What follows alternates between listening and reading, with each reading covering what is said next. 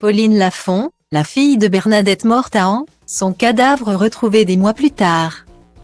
Ce jeudi 6 avril est un triste jour, puisqu'il correspond à la date de naissance de Pauline, la fille de l'actrice Bernadette Lafont.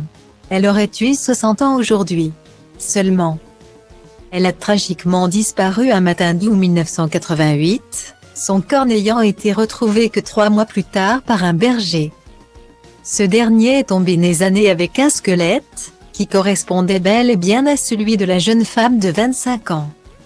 Elle a été identifiée grâce à son jogging, une bague et ses dents.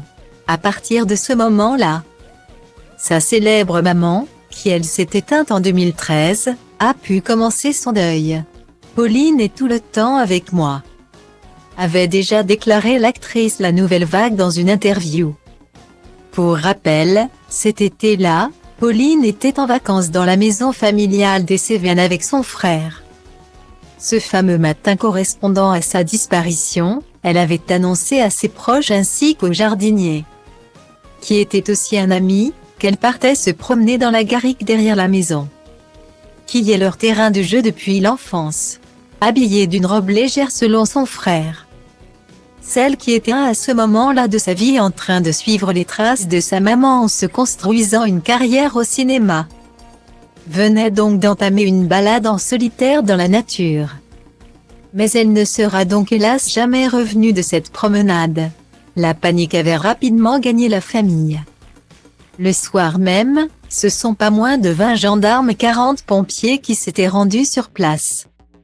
Sans oublier les dizaines de bénévoles ainsi que la présence d'un hélicoptère. Les recherches ont duré plusieurs mois. Et les hypothèses concernant cette tragique disparition se sont accumulées. Pour les gendarmes, il s'agissait d'un enlèvement. Les habitants du village pensaient quant à eux à un accident.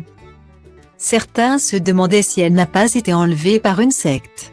D'autres la disaient en cure, en fugue, sur le point de se suicider.